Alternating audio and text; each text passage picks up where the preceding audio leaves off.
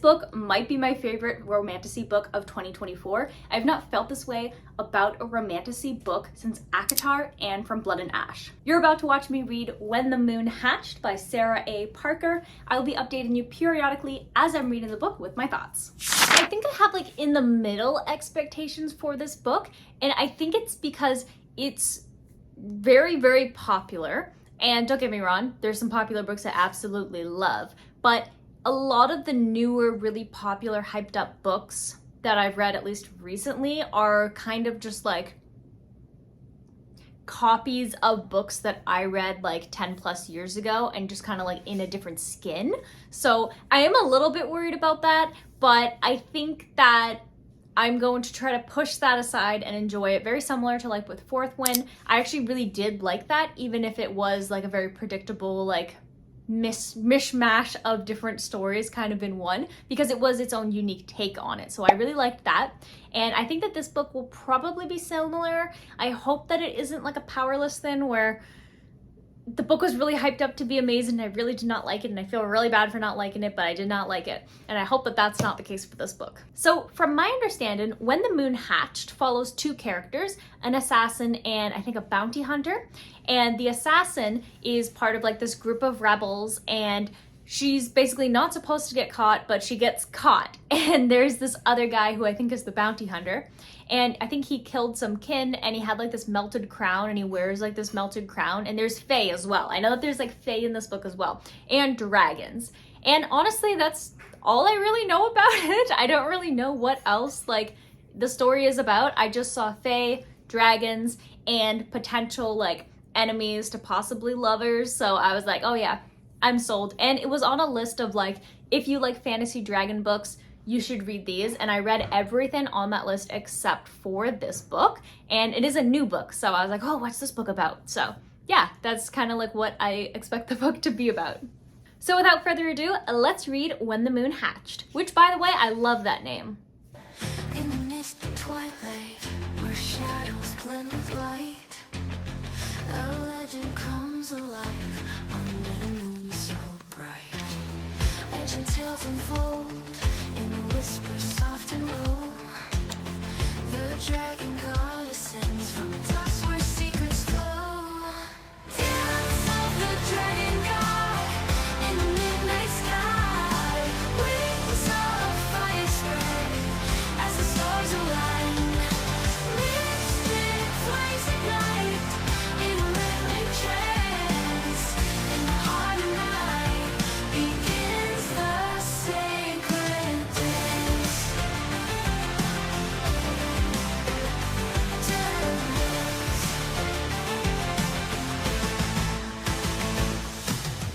Through the veil of I'm now more than 100 pages into When the Moon Hatched, and here are my thoughts so far.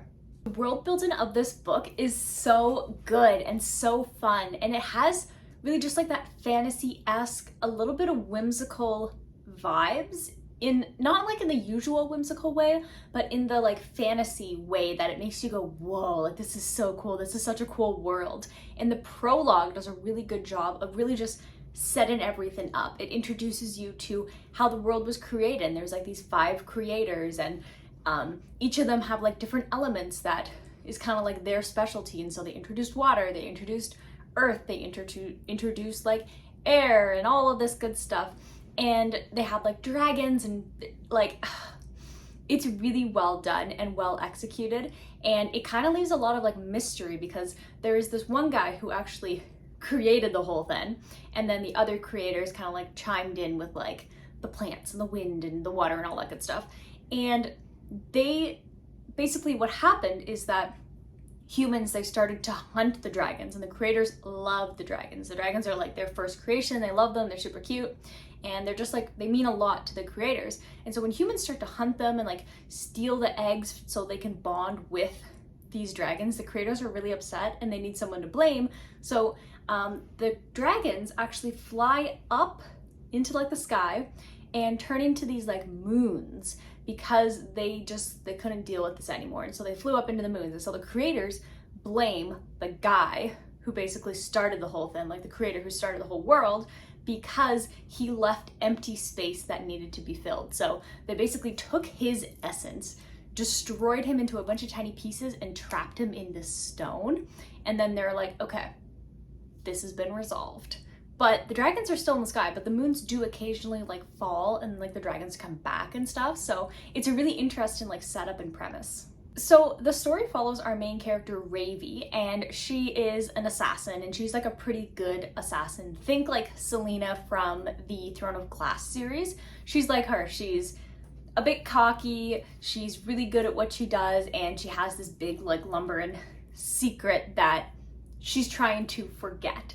And so her character, which is actually really interesting because I don't usually like the snarky, stubborn, like kind of character that I feel like has been done to death, but Rave's character is actually really well done, and it just makes a lot of sense for the character in the world and everything that she's experiencing, and just like her role in everything, because she has the powers. She can hear the wind and she can hear the earth, and so I like that. I think it's really cool to start with a character who already knows her powers and is just kind of like progressing along instead of like thinking that she has no powers or anything. Like, don't get me wrong, I like that as well, but I just think that this is a cool take that the character already knows what her powers are and like how she can use them. And so she makes a really good assassin, and this book is definitely more gory than I expected. It's around the same level as the Shadow Realms series, so unexpectedly gory, but it's enough to stomach because it doesn't happen all the time. But yeah, there's definitely some really like brutal scenes in this book. So we're following along Rave's character, and what I think is really cool is this character known as the Other, which I'm not going to tell you what that is, but let's just say it's it's really cool. The Other got an entire chapter dedicated to it. It was really well done. And there's also these like diary entry chapters from this, I think this like, it's like this princess, and she's just kind of like depicting how her brother went out to go steal an egg and she went with him, and it's kind of just following their journey as she's like growing up as well, and like her experience with the dragon. So I think that that's really cool. I don't know who she is. I don't know if she's supposed to be like Raeve before Raeve kind of like forgot stuff that she wanted to forget. I am not entirely sure, or if it's a different character that we'll meet later, because there is a princess that we have met who does wear the crown with the god, with the creator that had been like torn apart, that everyone put the blame on. And that's also an interesting story, but I'm not going to spoil that for you either. But there's a lot going on, and the pacing is really well done. I feel like some people might find the pacing really slow for their liking, but for me, I really like it because you're being introduced to this world, introduced to these characters, and just kind of like how everything is going. And I think that it's done really, really well.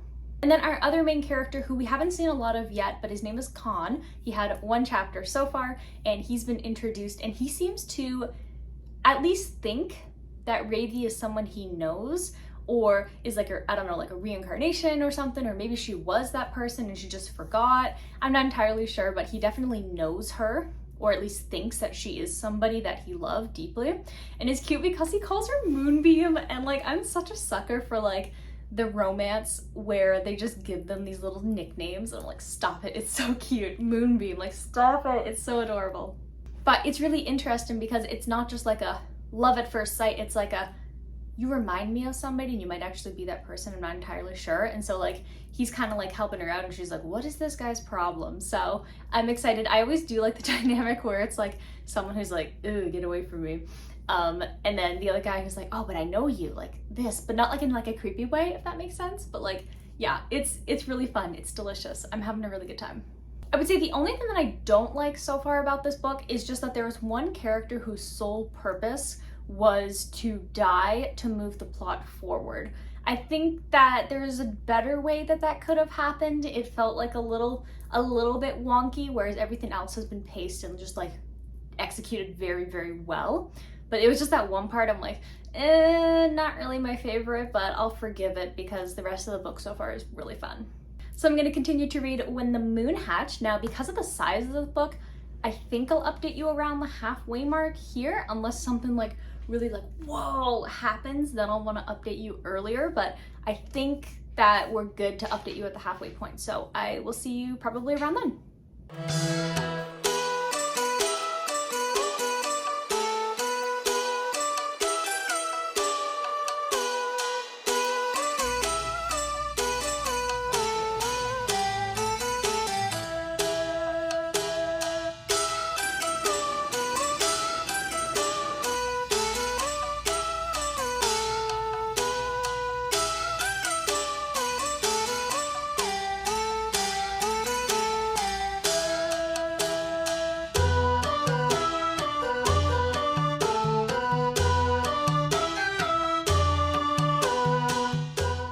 more than halfway through when the moon hatched, and this book.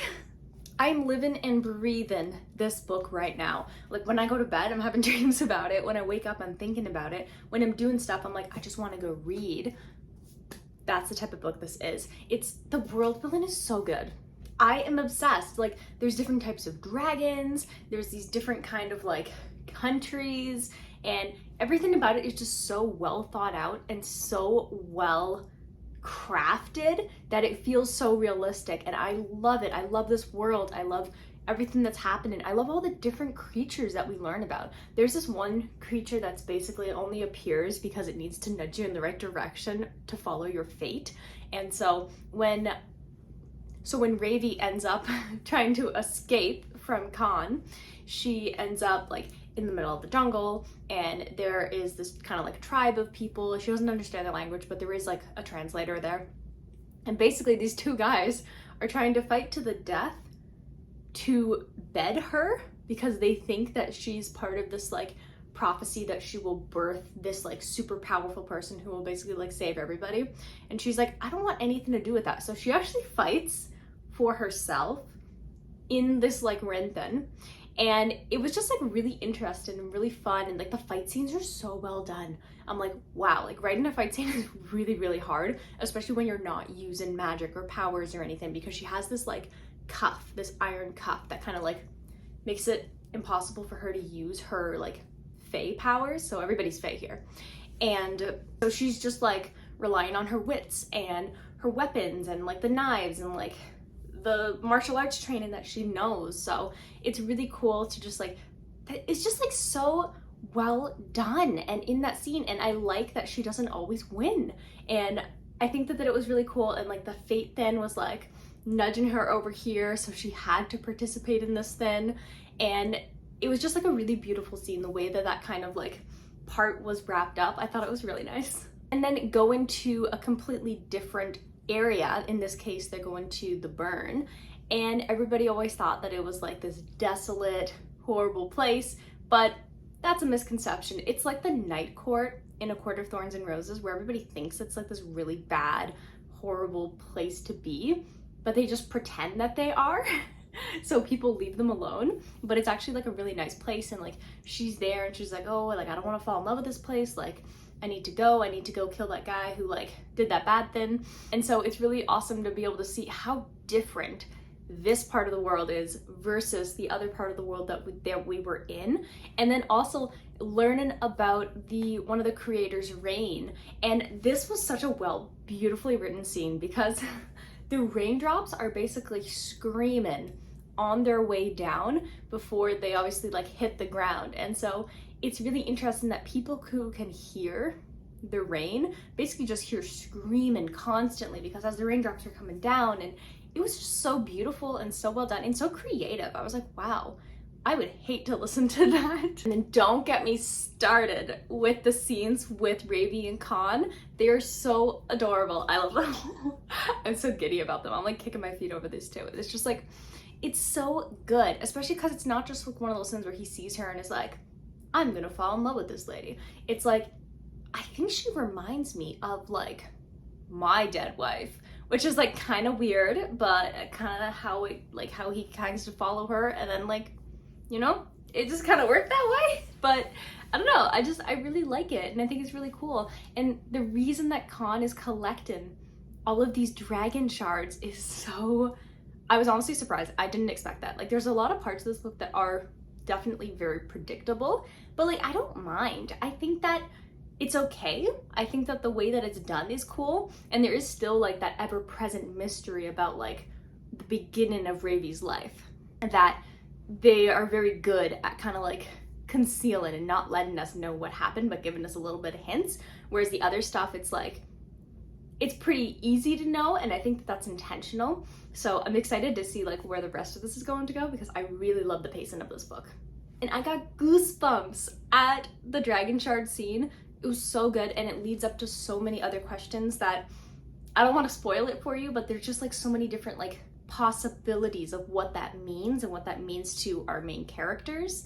And I just think it's really cool. And then I also like that even though it is first person perspective, the way that it's done is really good because you don't just get Raeve, you get Kaan, and you get Venya. And Venya is basically Kaan's sister, and the part that I'm at right now is actually kind of like focused on her as she is trying to find out more about Rave's past. So I think that that's really cool and it's fun. I will say though that Venya's character is too similar to Raeve. It feels a bit like a copy paste. So I think I would like to see a little bit more differentiation of her, because when I'm reading her chapters, I'm like, wait, who is this again? And I have to double check because I'm like, I couldn't tell if it was Raeve or Venya.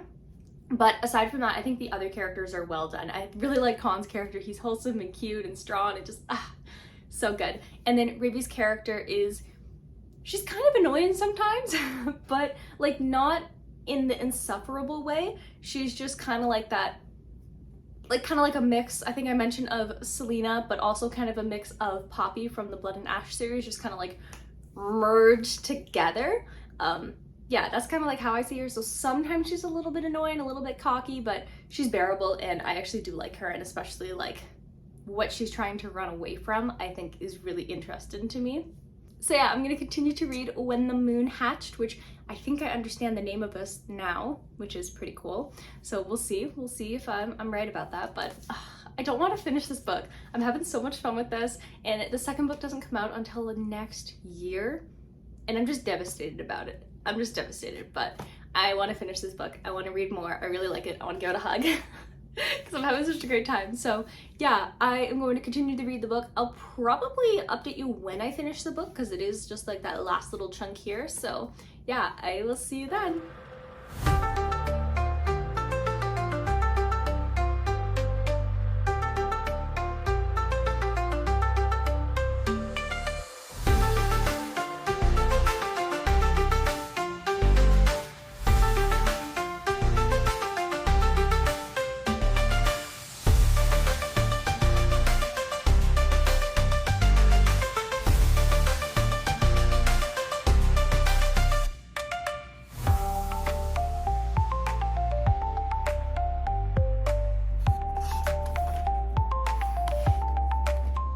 I just finished When the Moon Hatched, and oh my goodness, I absolutely loved this book. The world building is absolutely beautiful. It's very subtle and elegant and just like expertly crafted, and that goes along with the writing. The writing style is so just like beautiful, and it makes sense, and it's easy to follow, easy to understand. There's a lot of thought. You can definitely tell there was a lot of thought put into this universe, and it definitely shows, which is how great it is. The different types of dragons, the story, how everything progresses. I'm a huge fan of the pacing of this book. Now, I definitely understand if some people think that the pacing of this book is too slow, but for me, I really liked it because you're learning more about the characters in the universe and the world and how everything's all being set up. And I thought that it was just really well done. I'm a big fan of books that are like that. Like, obviously I like when it gets straight into the action, but I think that for a world like this, it was really smart for the author to take her time writing it and just pacing it and always having something cool that's happening that's introducing you to everything that's happening. The dialogue, the banter, this had me kicking my feet. I was like, oh, just such a good time. Like, come on, he calls her Moonbeam. Like, how adorable. And the elements, like the powers, I thought that it was a unique take on the different elements, because there are a lot of stories where people, like, where the characters control the elements, but I thought that the way that it was done and how it's connected to these like creators was really cool. And I really like the history with the creators. I am definitely looking forward for more dragon content, because the dragons have kind of been playing like a little bit more of a background role, at least in this book, where they show up, they kind of do some cute stuff, you're getting introduced to them, but it was more about what's happening with the Fae and the characters. But I can see the dragons becoming less of the background, more of the foreground in the coming books. And I love that there's gonna be another book, and I love the way that this one ended. And I was like, oh, whoa, interesting. Because I wondered, I was like, that character was mentioned like eons ago, like what's going on with them? And I just kind of was like, this is a series, so they're definitely setting something up. Stuff is being set up. Stuff is going to go down. Also, something that I really liked that isn't needed, but I definitely always love, is there's a glossary in the book and also a pronunciation guide. I love pronunciation guides. If you give me a pronunciation guide in your first book, 90% chance I'll pronounce your characters' names properly, but if you give it to me in the second book, it's too late. So I really liked having this. There's also like the different creatures and stuff that are in the book and like what they are and specific terms and stuff. So that was really cool. And then at the end, there's like a family tree. That's really fun as well, to just kind of like see how everything connects and like who is who are these characters as well that were talked about that happened in the past of the book. And just, it's just it's so good. And like all the aspects about the moon and the dragons like solidifying into moons, and it's just such a vibe. It's such an Ileana book. It really, really is. And the slow burn romance, oh yeah, it got spicy. It was worth it, because I like, it was like maybe like right here, and I was like, no, that's too soon. But luckily it wasn't, things didn't happen. So it wasn't until like the last like here where some stuff started to happen, and I was like, nice and spicy. I like this. I like this. It had everything you need. It has like the dragons, it has the spice, it has the magic, the really well constructed world, the fantasy, and just, I just felt like I was swept away. All like, how many pages was this book? All almost 700 pages of this book I devoured. I can't get enough of this, and I am like deeply devastated that I have to wait an entire year and 1 month for the second book in this series. So the only thing I guess I didn't like was Kaan's sister's personality, just because it felt too much of a copy and paste of Raeve. But aside from that, like I think this book was beautiful. I loved it. So I will be awarding When the Moon Hatched a total of 5 stars. I have so many great things to say about this book. I am so happy. It exceeded my expectations. I was really, really worried, because sometimes when people say this is the book of 2024, that either means it's actually really amazing or it's a bit too hyped up. And I was worried that this was going to be a little bit too hyped up, but it wasn't. At least for me, it was everything that I love about books in like one book. Except the one bed. There was no one bed. I wish that there was one bed. But aside from that, I think that it was just so clever and smart and fun. It was predictable for sure, but I really did not mind. I was too swept away, and I just loved it. I've already added the second book to my kind of like, I need to read this list. So yeah, I'm really excited about this, and I'm gonna miss this series until the next book comes out. So I'm gonna give another hug, because this just has a special place in my heart. What can I say? So the next book that I'll be reading is The Hero of Ages by Brandon Sanderson. This is the third and final book in the original Mistborn trilogy. You, me, all of us, we've been waiting for me to read this. I know. It's finally the long weekend here in Canada, so I'm dedicating these 3 days to just reading this book, and so I'm very excited about it. So if you're interested in watching me read The Hero of Ages and you haven't already, definitely hit that subscribe button and turn on the bell notification. That way you get notified anytime a new video comes out. If you love dragons and fantasy as much as I do, and you get like so excited and passionate about it, definitely hit the like button, and I'll see you in the next video. Bye!